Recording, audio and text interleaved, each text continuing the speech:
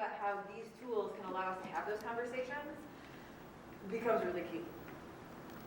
What question? Oh yeah, Chris, go. I had another comment. Yeah. It was nice to have, because I think the difference for me with the first exercise is I didn't have a choice per se, and so that felt weird. My name's Emily Rollie. I am an associate professor of theater at Central Washington University. I teach across our BA, BFA, and MA programs in performance and directing, as well as in theater history and dramatic lit, and in women, gender, sexuality studies. I also work as a freelance director and intimacy director, intimacy choreographer, depending on which term you want to use. Intimacy direction is something people have been doing for a long time, but has more recently gained a more recognized title or terminology.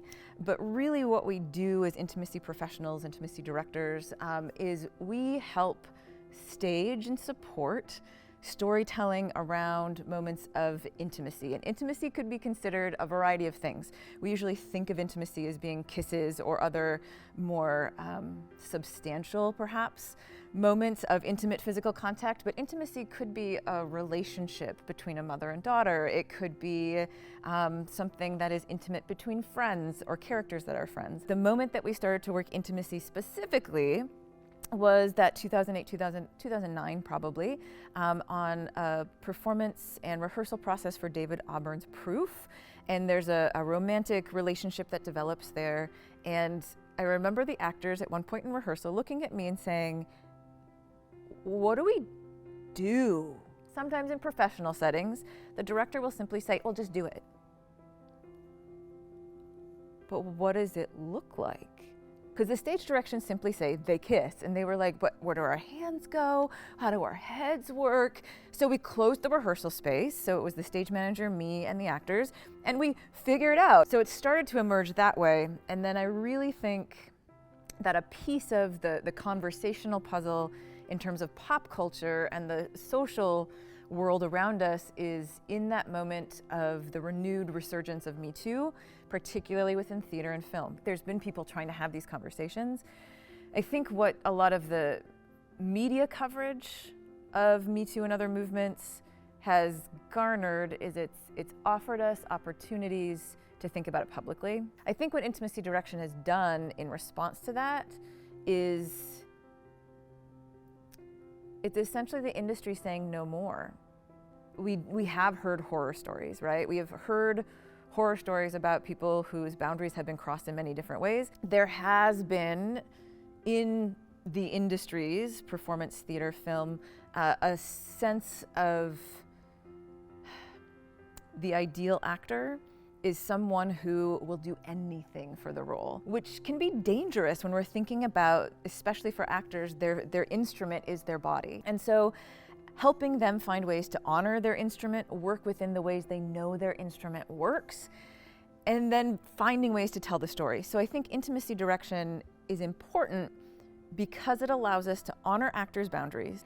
There's often a heteronormative bias towards what intimacy looks like. I've been really interested in how do we create and how do we address disparity, particularly in terms of gender equity. And as a teacher, how do you make the learning space less hierarchical? And I think intimacy direction, that's its intention. How do we dismantle or address some of the power structures that are inherently in place?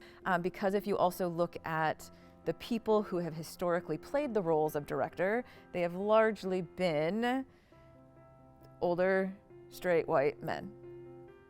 I think we're at a moment, and have been at a moment, where we're trying to disentangle that so that we don't have as much of lopsided power happening. It's much more equitable. If you don't have the tools to support your actors in staging an intimate moment, bring in a specialist. But sometimes there's a fear that I'm there to be the sex police. I'm not. I'm there to help support the storytelling, right? So it's often just helping people understand what the work really is. Because to say you're an intimacy director, people are like, you're a sex therapist? No, that is not my job. I am there to help stage the moments and support the actors in the storytelling. I think what's exciting about this field and about this work is that it is so much about inviting voices to the table. And in a moment when we're grappling with the larger structures of white supremacy and patriarchy and heteronormativity that have informed the theatrical industrial complex for a long time, this is a really important work to tie to your anti-racist theater practice and ethos, to tie to the ways that we are trying to diversify seasons. In addition to the works that we're producing, we have to think about how we're doing the work. So to really think about what Intimacy Direction has offered, I think it offers us an opportunity to be better. And better is better.